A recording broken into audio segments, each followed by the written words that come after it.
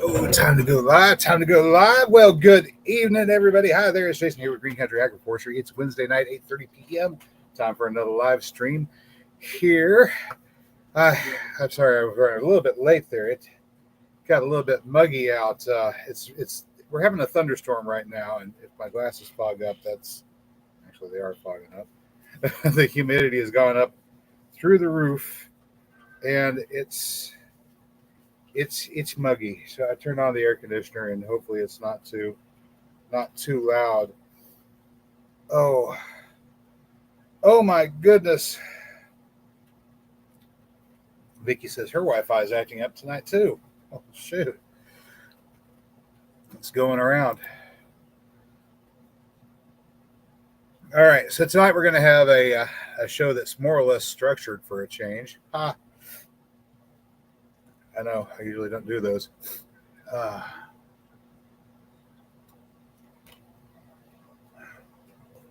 But anywho, let me see who you've got in here. We got Kimber from the next room, Hickabilly LLC, and Carolyn Smith's Food Forest and Homestead. Hi, y'all. Hi, how's everybody doing? All right, so before we get too much further in, I've got a mail call event we need to do. And the person that the mail call is for, I don't know if they're going to be in the audience tonight or not, but I got some mail, y'all.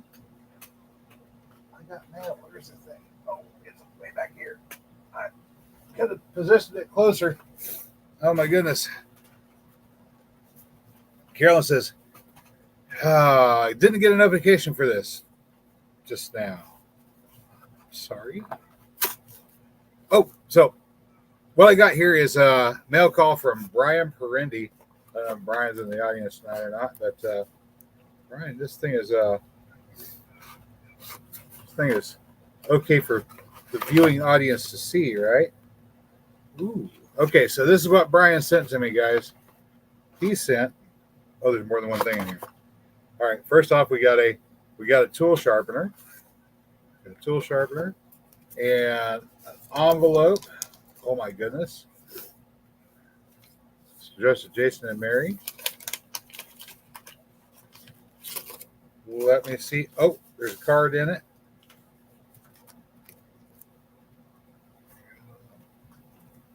It's got a picture of a well with ivy all over it. It says, keep wishing, keep dreaming. Oh, that's nice.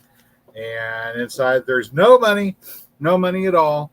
Brian didn't send any money. He said, just a little gift for your outdoor kitchen and your something knife.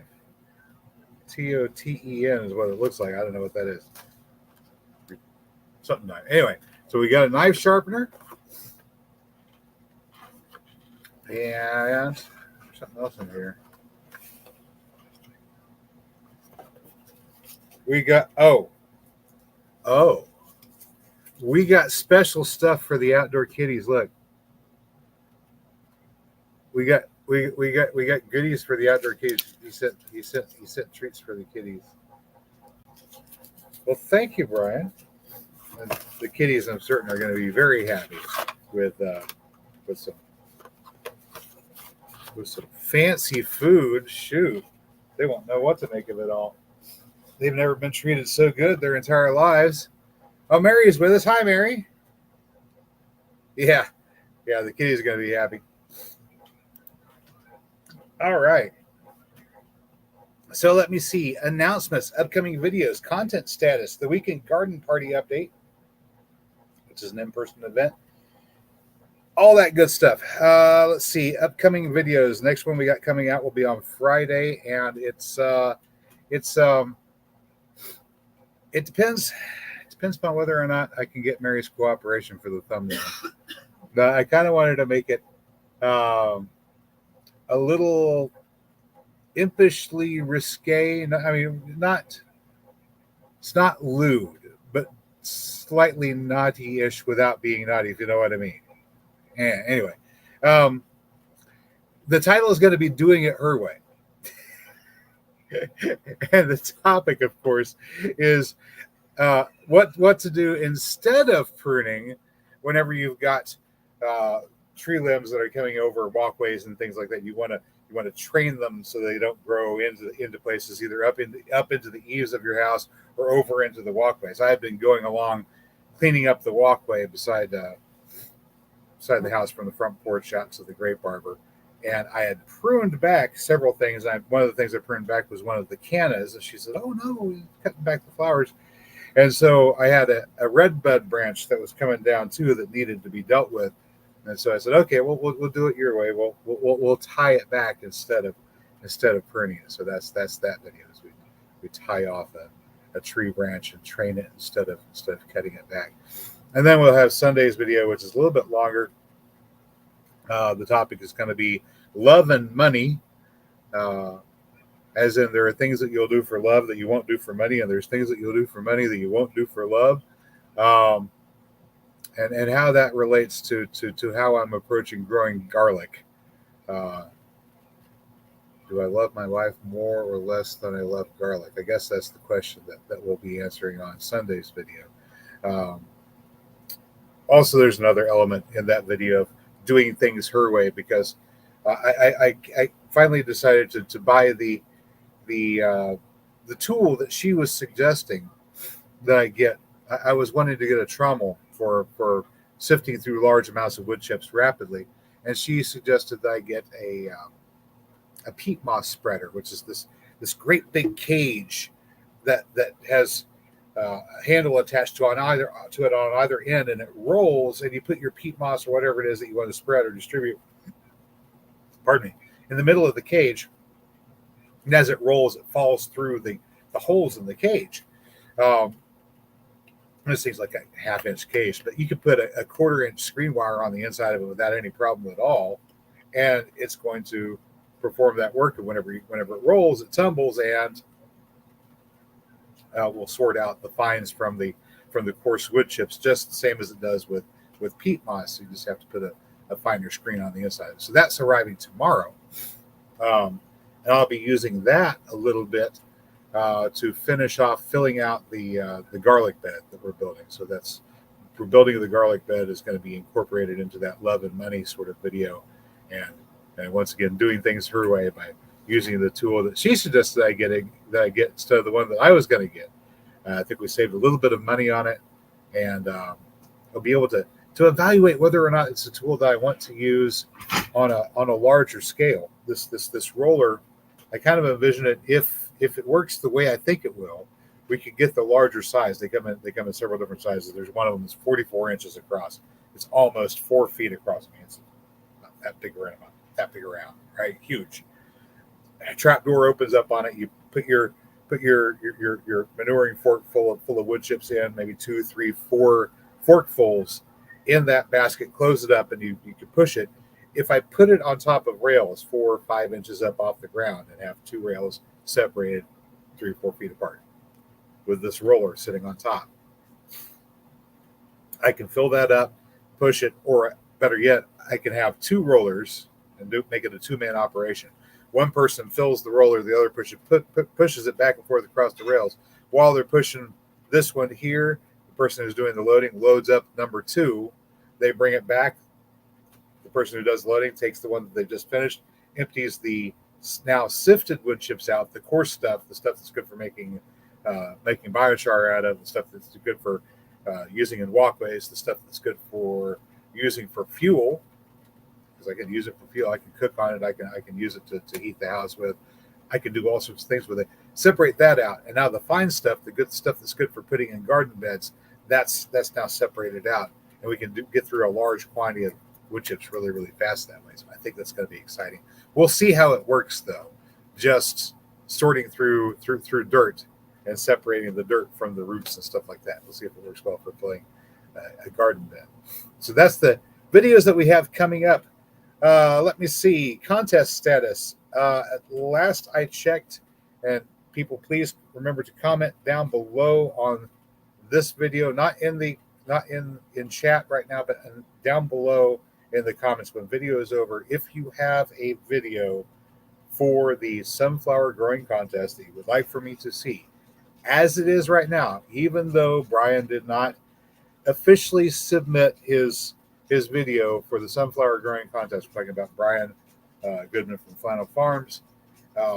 Most of the people who did agree that yes, he should qualify for the contest of having grown the most sunflowers, even though he didn't meet all the entry qualifications due to complications going in for heart surgery and such.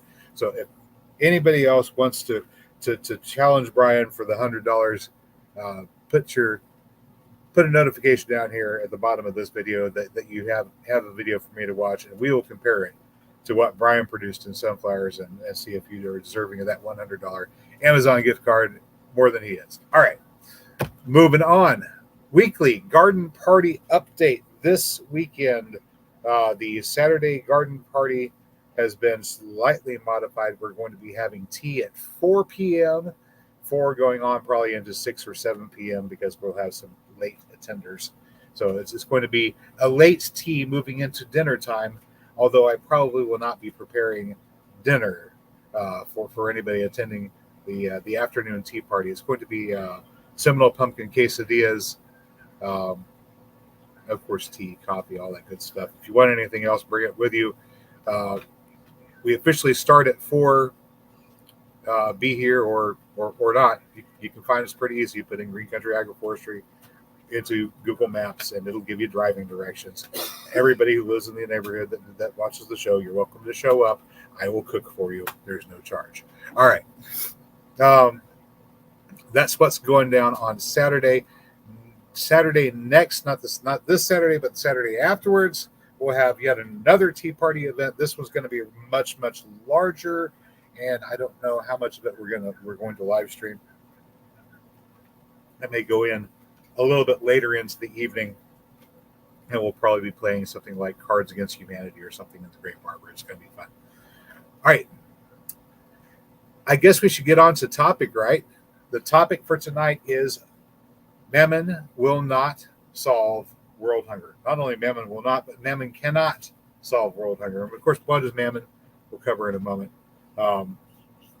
Quick primer on the old world gods for cultural context. Specifically, we're talking about Semitic gods of the Levantine: Asherah, Baal, Molag-Baal, Molech, Kamos, and oddly enough, Kronos. He was he was a proto god from further back east before the Greeks became acquainted with him, which is kind of interesting. So, quick hat tip, sort of backhanded to Joseph Campbell, who came up with a very nice list of sources that you can look at in Masks of God, his book, although he does come to different conclusions than I do. All right. So a lot of the old Semitic gods, we see analogs of them repeated in the modern world. And it's just really weird because these are Semitic gods. They're old Hebrew gods. They're old Persian gods. For example, Asherah and various forms of Asherah was intended to be more or less the fertility deity, the love goddess, so to speak. But there are other aspects of Asherah as well, which include various forms of immorality. Temple prostitution was practiced by the worshippers of Asherah once upon a time and spread disease and other things. So it wasn't an incredibly nice thing, but it was one thing that you saw in the cities. Baal, represented by the bull, went by different names in different cities. Molag-Baal or Molech was one form.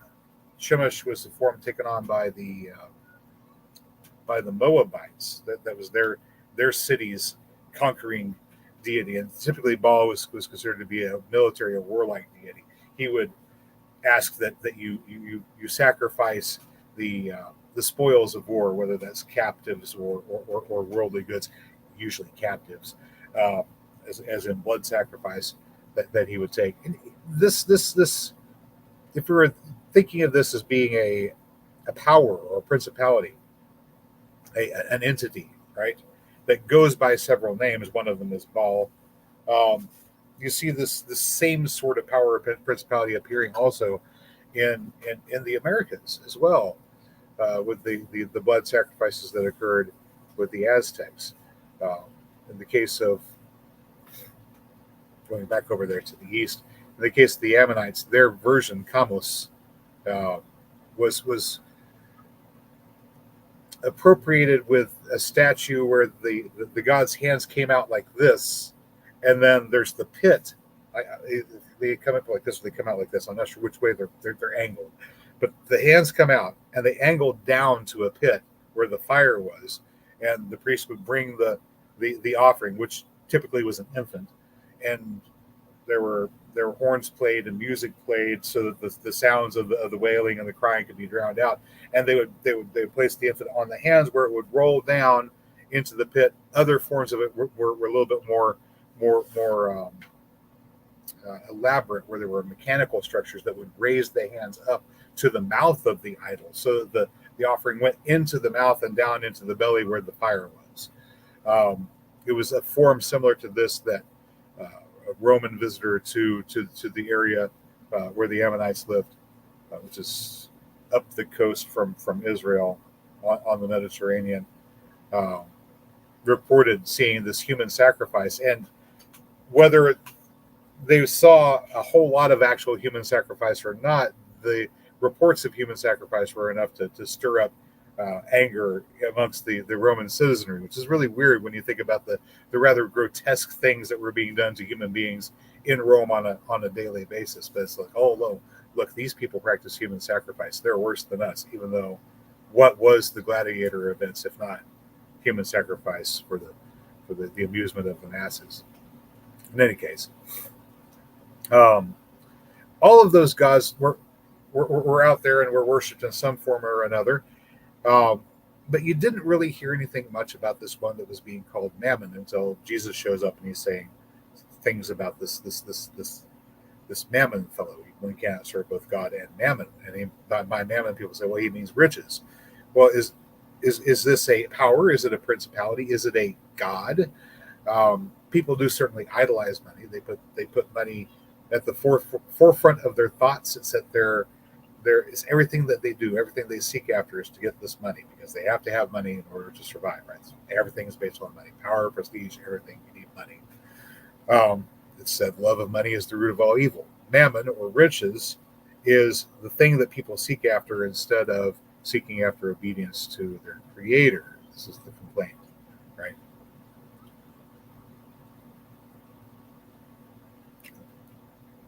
And yet, in the modern era, people are insisting that Mammon solve problems.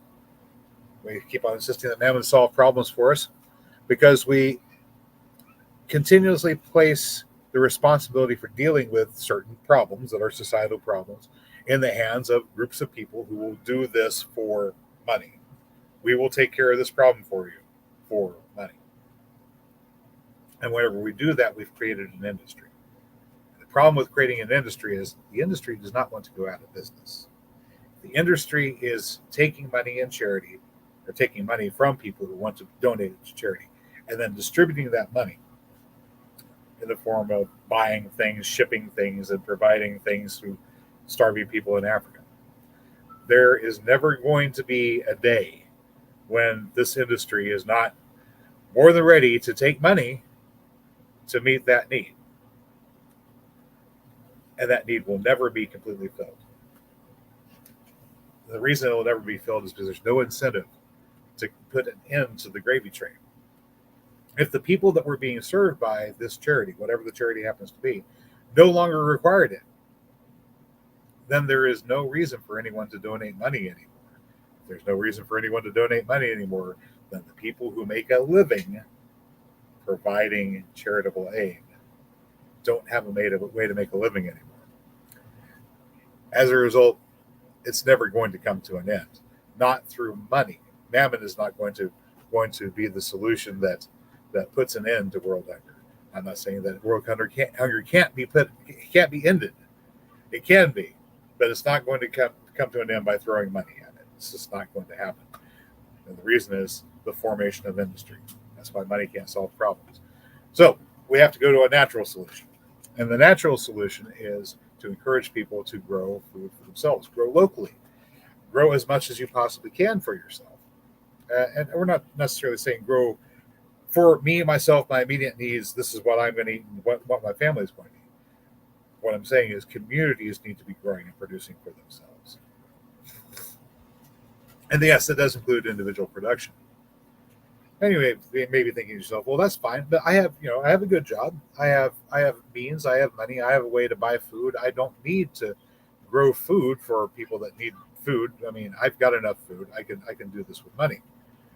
Once again, if you try doing it with money, you're creating an industry. And if you create the industry will serve itself, and it will never solve the problem that was created to solve, because there's no money in solving the problem.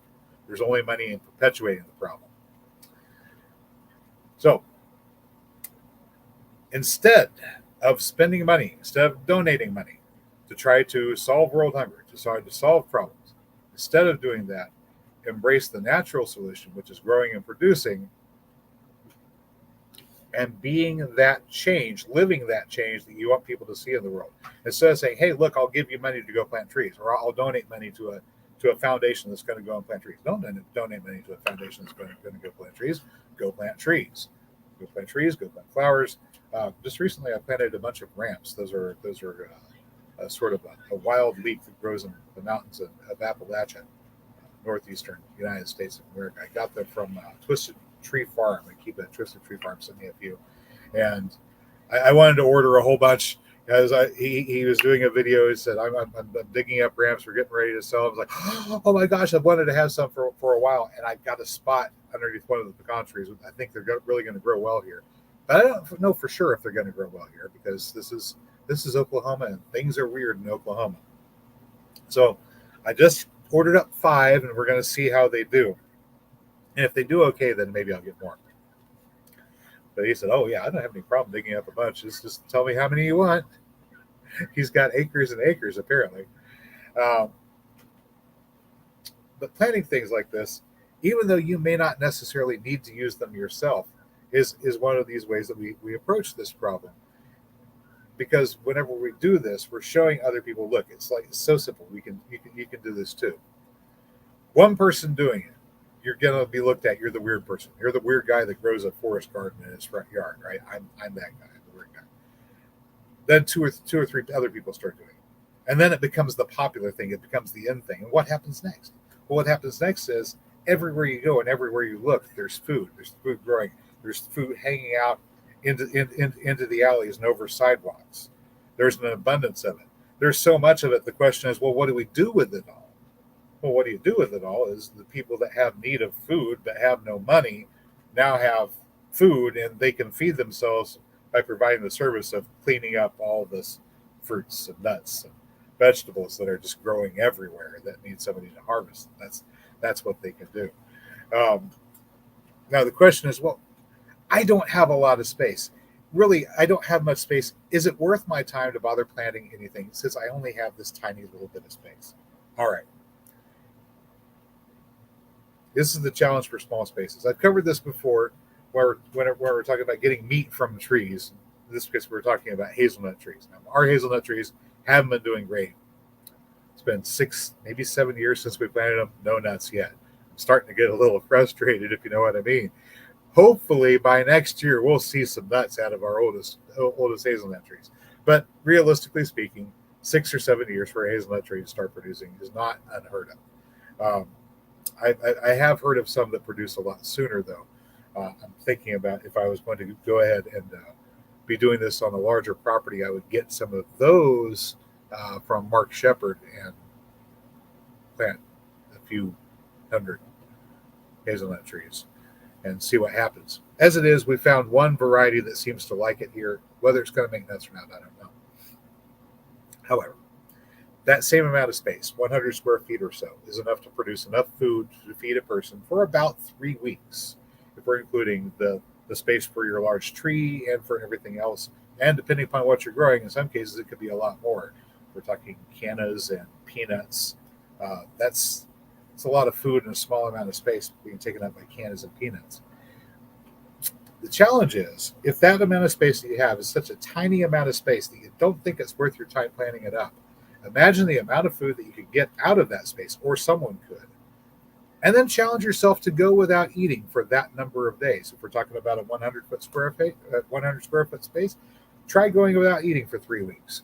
I'll make it easier. Instead of instead of 100 square feet and going without eating for 3 weeks, that's a lot of time. Oof, rumblies in the tummy.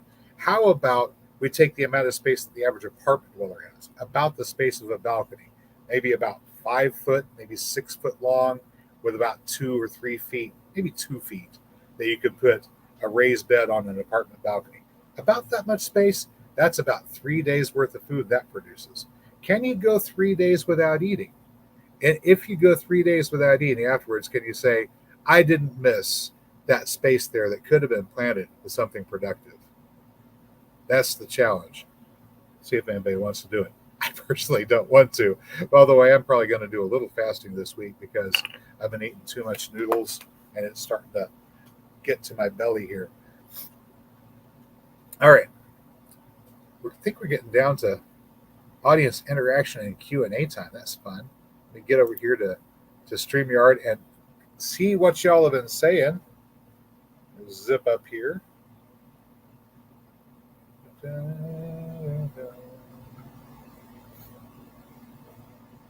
No, FEMA test was a nothing. Hey, it was just a test. It's just I mean, they said we're going to test the emergency system. Okay, they tested it. Okay, there you go.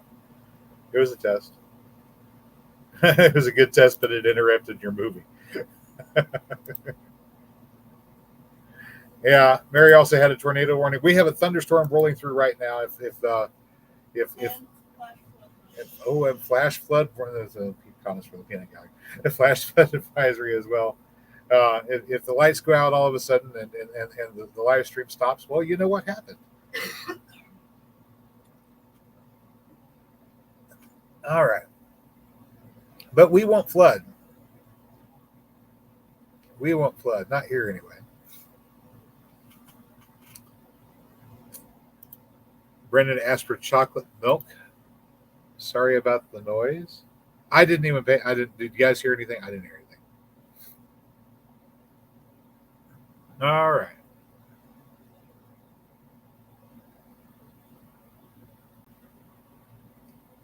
Oh yeah. Not this this coming Saturday, tea party, afternoon tea. Younger people can be there. It's not gonna be a problem. The garden party, which will be happening Saturday after next Saturday, not this coming Saturday, but the Saturday after, the evening garden party, the nighttime one. That was an adult party. There may be alcohol involved, maybe. I don't know. All right, let's see.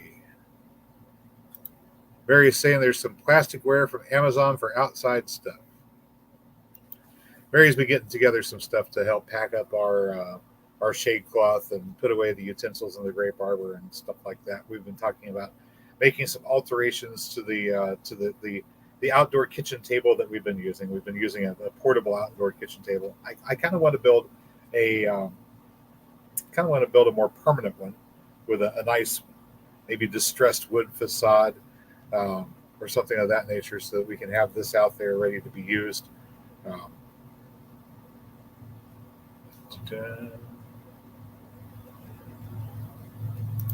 Yes, Barry. All that stuff showed up. I opened up those packages off camera.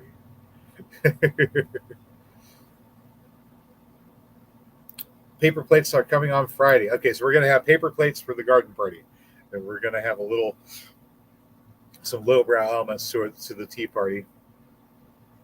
We won't necessarily have saucers for all the teacups. And the finger foods and cookies will be served on paper plates. There will most likely be paper napkins too.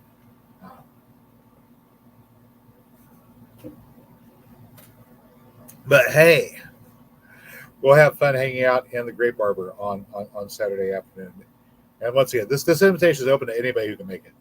If you can hear me, if you can see me, you get here on Saturday. We're having tea at 4 p.m. So we'll see you then.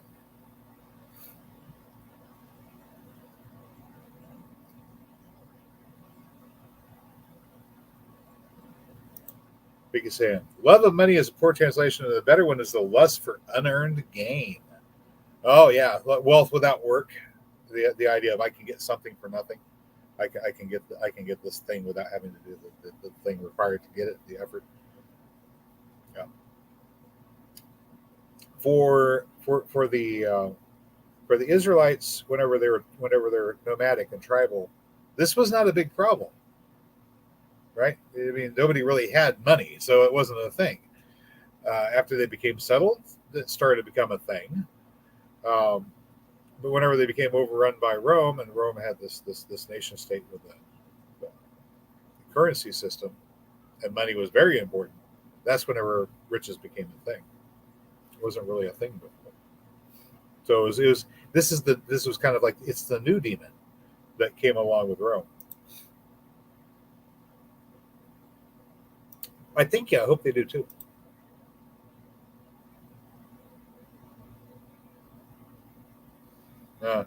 Good quote. Dangerous servant, a terrible master.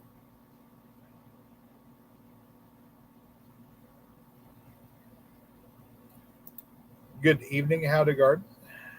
Has anyone seen Joe lately? Not lately, but he's usually late for these things. So.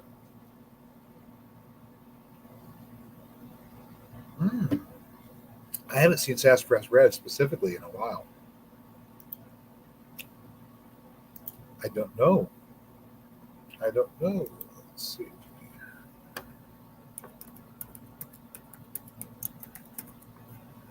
Let's see.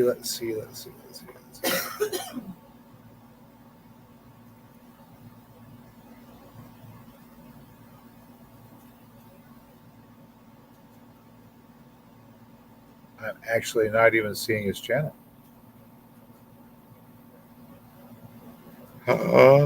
Oh no. Well, that's something. I don't know where he went. People are disappearing.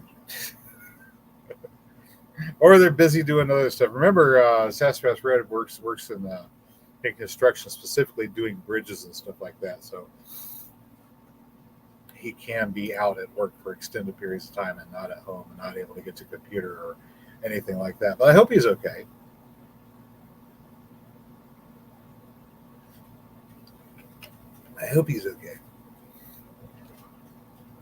Anyway, that's it. That's the show. That's all we got. It only took half an hour. Wow, look at that. Yes, we're talking about Joe Serrano, Carolyn. Has anybody seen Joe? I want to show you guys some stuff. And I was going to grab it and have it ready to show you before we got started. And then I let time get away from me, and I started running late. Can you indulge me for a moment while I step behind the curtain and grab a couple of items? I've got some things. I have some sights to show you.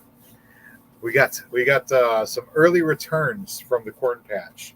And I'll show you what we're going to be working with on Saturday. Ouch! That was my back. Did you hear it pop? It popped. Oh my goodness! Ow!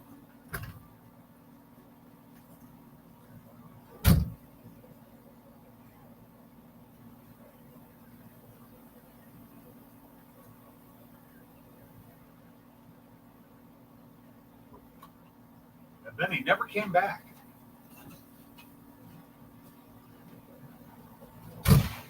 That would be fun. All right. Where am I at here? Oh, here we go. I got some goodies to show you. Oh, there's still some people here. Wow, I walk away and you're still here. Okay. So this thing here that you can't quite see, I'm going to turn off the green screen. All right. Garden says, saw Joe yesterday on David the Good's Live, which I didn't make. I got to watch the replay. I didn't make it to the live stream. I've been busy. I've been so busy.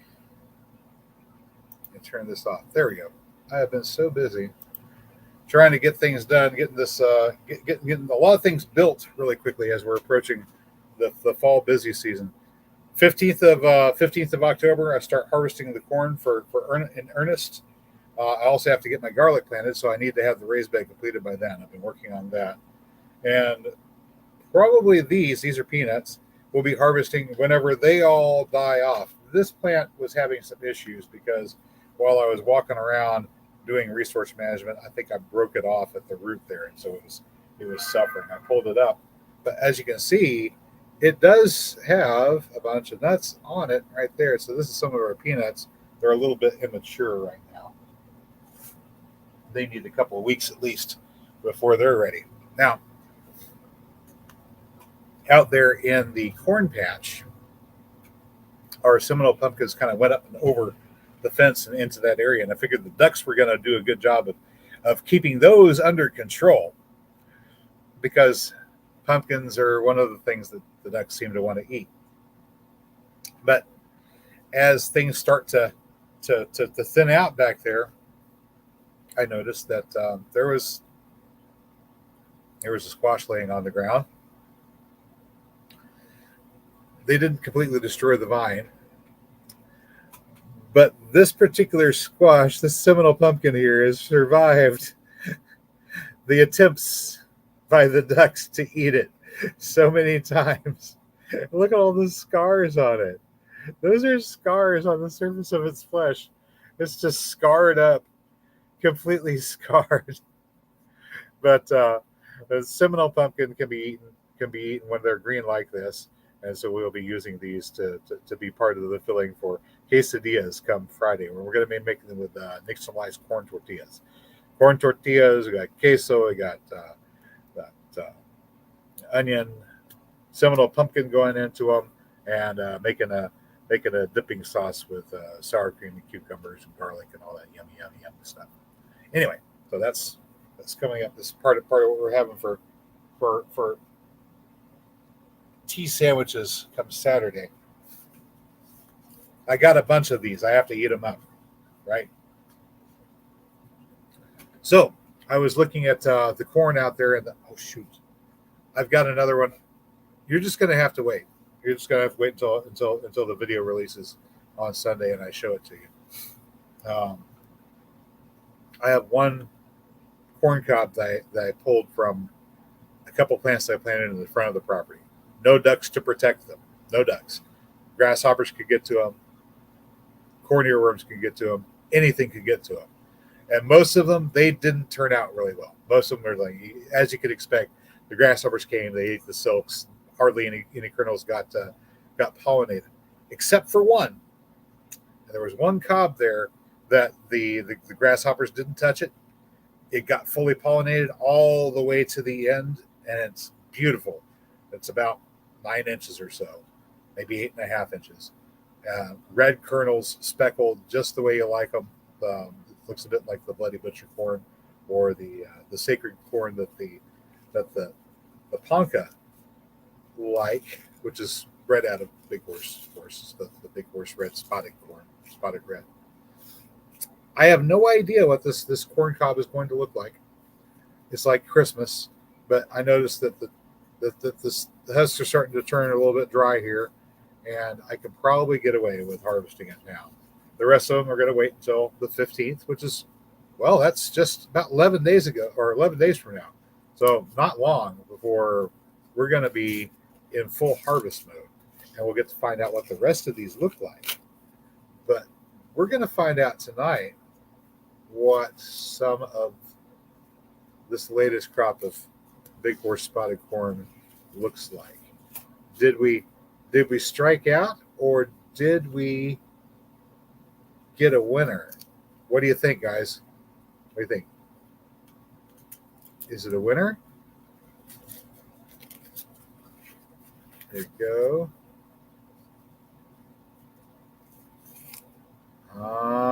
Looking pretty good from here. Okay. So I'm just going to snap off that bit right there and put it down over here. See what this ear of corn looks like. I'm just going to put corn silk mess all over the top of my desk here. There we go.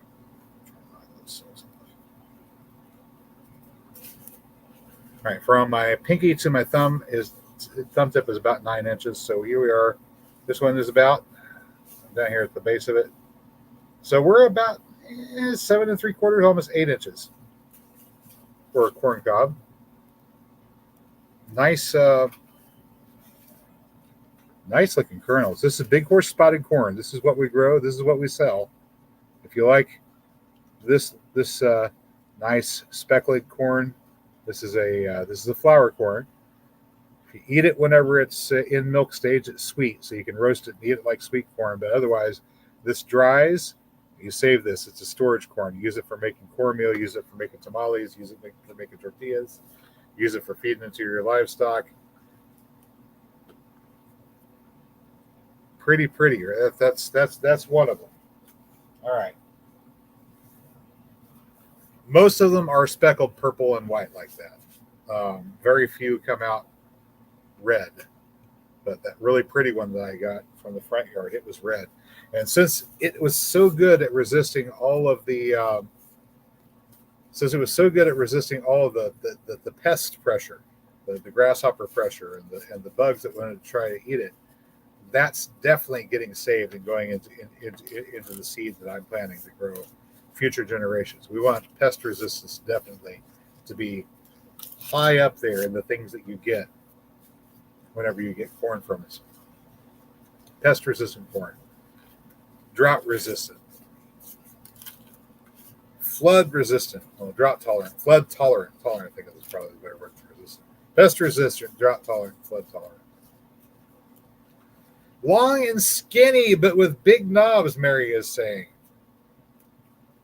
Big knobs. the cob of these is a lot thinner, the inside portion of the corn. Most of your commercial sweet corn, it has a fairly large cob on the middle of it.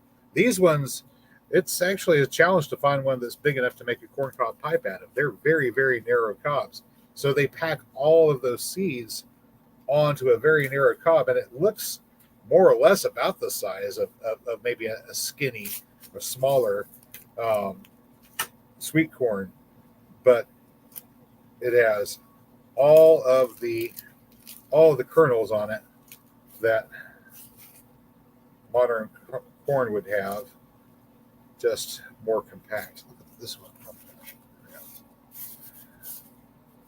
This one's got a lot of dark purple, and you'll see some of this. It's like purple and white blush together here.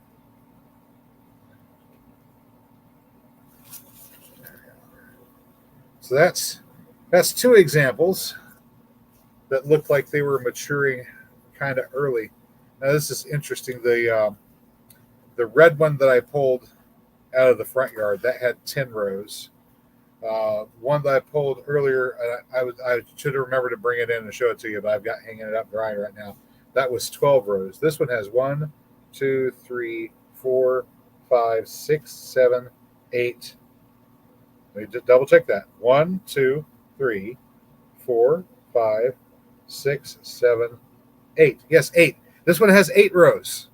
So the red one that I pulled off out of the front yard, 10 rows. I have another really nice purple and very small kernels, but very tightly together. Obviously, they have to be. It's 12 rows, right? 12 rows. This one we counted, it has 8 rows. I wonder how many this one will have. Let's check. Let's go. This one right here, there's 1, 2, 3, 4, 5, 6, 7. This one is also 8 row. So that one's got 8 row. So they have different genetics. Some of them have more rows. Some of them have less rows. Some of them produce corn that's a little bit more like a dent corn. It's got the little indentation at the top as it approaches maturity. Some of it is more like a flint corn. Even whenever it dries, it's going to be nice, round, and shiny. And some of it, I mean, it gets like glassy, shiny. And this is the stuff that typically people would grow and use as a popcorn. You can pop it like a popcorn if you dry it out. So all of that stuff is a possibility. This corn is so genetically diverse. What do you want out of your corn? Save the type of corn that you want from this, and you will have the type of corn that you want land raised for your location. So that's why it makes it such a great corn for people to buy and have it their homestead. There's Joe. He showed up eventually. Hello, Joe.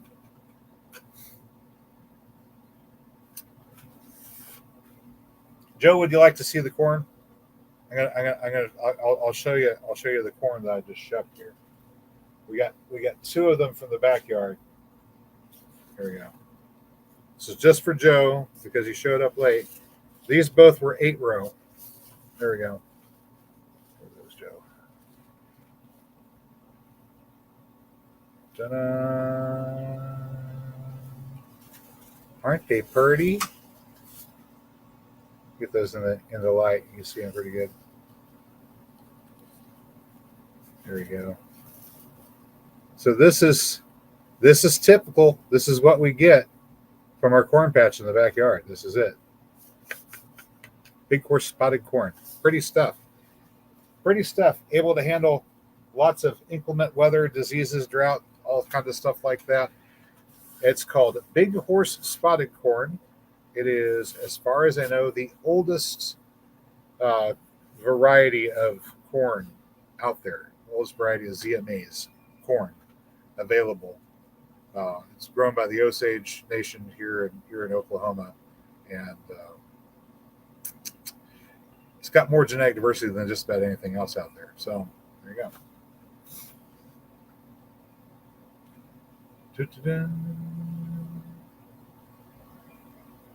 All right, so I showed you. Oh, she showed Joe the pumpkin. This is a Seminal Pumpkin. This one here, it was in the corn patch where the ducks could get to it, and I thought the ducks were going to eat all of the squash vines, but apparently they overlooked this vine. Well, maybe they didn't overlook it entirely because you can see all the attempts they made to eat this squash. So every one of those scratches, that's not dirt. I washed this off thoroughly. That's all scars on the surface of this squash from the ducks trying to eat it. But they never successfully ate it. They just kept on taking a bite, and they scraped the outside, and it scarred up, but it made it just fine. So there we go. Seminole pumpkin. Whenever they're green like this, you cut them up and cook them just like you cook a summer squash. Joe's getting rain too. Wow, that's impressive. ZGreek is saying spider mites, beetles, and grasshoppers tore my corn up this year. Oh no! Tell you what, pests in corn, it's a problem. I just started trying this latter half, the second crop of corn that I planted this year. First crop I didn't do it. Second crop I did, and I did notice a difference. Let me turn my virtual background back on so we can see there we go. See that gold coin up there.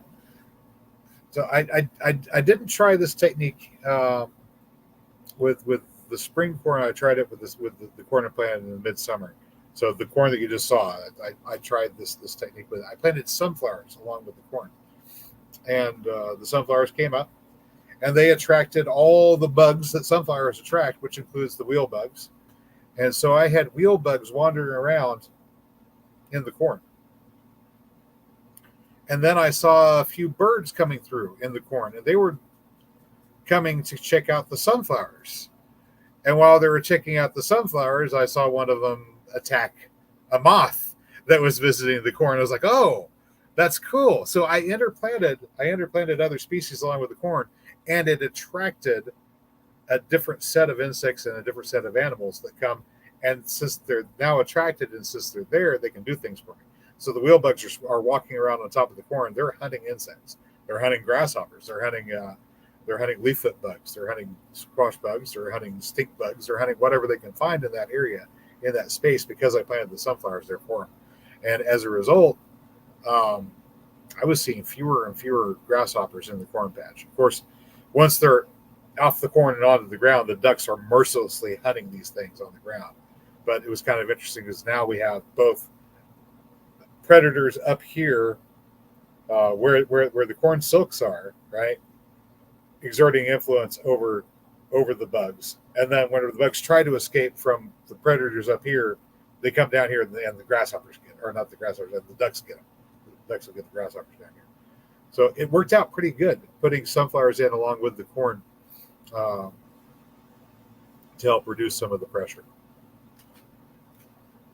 And yeah, we named the wheel bug that is wandering around the house. We named it Walter the wheel bug, and I don't know where he is at the moment. I mean, he's big. He's a monster. He's about that big. I swear. He's the size of a matchbox car. He is huge. The first time I saw him, he was walking along this little wire that's over here to the side. We've got a solar panel out on the east wall, collecting, and then there's an overhead light here that I can turn on whenever I need extra light. Usually Mary wants the extra light. Lumos. No, hang on a second. Lumos. It's a magic wand. Nox. Okay. There we go. But I can turn that on if I need extra light. But there's a wire that goes from the solar panel up to the light, and he was just walking across that wire, heading up to where the curtains are. So he's going to go hunt bugs in the curtains. ZGreek is asking, how come I chose ducks over chickens? I didn't start with ducks. I started with chickens, and I had the same thought process that everybody that has I'm going to have a backyard homestead or a backyard farm thought, which is we need to have a few chickens. You get a few chickens, and the problem is in small spaces. Chickens, if there is a large enough flock of them, can take care of themselves fairly well. You can find them. I mean, their natural habitat. They live in jungles in Polynesia. They're originally a Polynesian jungle fowl. They're capable of taking care of themselves in their natural environment. Their natural environment is not necessarily an easy place to live. It's not predator free. It's a jungle. Is where they're from, and a large enough population of chickens can look after itself. Problem is, whenever you have backyard chickens, you don't have enough space for a large population of chickens. So you have to do the next best thing, which is really the worst thing, which is trying to keep things from eating your chickens. And everything eats chicken. All the efforts that you make to contain the chickens and keep them trapped in ultimately result in chickens that can't escape whenever the one thing that figures out how to get into where your chickens are gets in to eat your chickens. And then you don't have any chickens. So ducks are about twice the size, or close to twice the size of a chicken, coming up on it. You can stuck a hen into a duck, stuck a duck into a turkey. Apparently you can stuff a turkey into an ostrich too. But, Joe's saying, speaking of pumpkins, we got a shipment of calabasa. Halloween. Yay. Yay. Yeah, it's coming up on that time. But chickens are too easy to eat, and everything eats chickens. Ducks are they're a bit tougher of a bird. It's a bigger bird. It's more intimidating. It's harder for predators to take on. And ducks are, yeah, Mary's right. Ducks are hard to catch. They're tough. You kind of have to corner them. And unlike chickens, where chickens will go to roost and they'll go to sleep, and you can come up to a chicken, you can come up to pigeons too at night, and they're easy to lift from their roosts. You can lift them from the roost and wring their necks or toss them in the sack or whatever it is you're going to do with them very, very easily. All you need is a lamp or a candle or a flashlight or whatever you've got in a sack. And you go to where the birds are roosting, and you grab the bird and you throw it in the bag. And you can do this. You can do this with pigeons. You can do it with doves. You can do it with chickens. I believe you can do it with pheasant too. But khaki Campbell ducks, you can't do this with. You come to where they're at, and you're getting ready to go grab them, and they go, oh, nope, we're not having that. And they will attempt to escape. They're not incredibly fierce fighters, but they will definitely try to avoid getting caught.